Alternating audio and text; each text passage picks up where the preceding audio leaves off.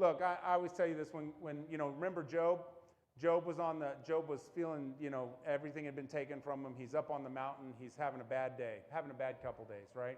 Then 4 of his great friends come up and they start telling him all things. What do they tell him? They tell him, well, this is what God should be doing. This is what you should be doing.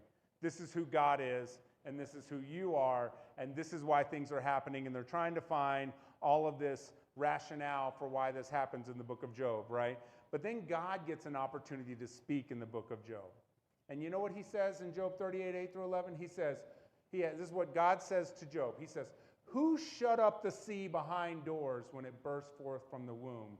When I made the clouds its garments and wrapped it in thick darkness, when I fixed its limits for it and set its doors and bars in place. When I said, this far you may come and no further. Here is where the proud waves halt. God said, you've been talking about who I am and what it is. He says, who are you to talk to me? I set the boundaries of the earth. He says, I set the boundaries of all things. And he says, and when you want to talk about that, let's talk about setting the boundaries that need to happen. God says, stop, sometimes we don't see God as a boundary setter, but the Bible's very clear. God is a boundary setter.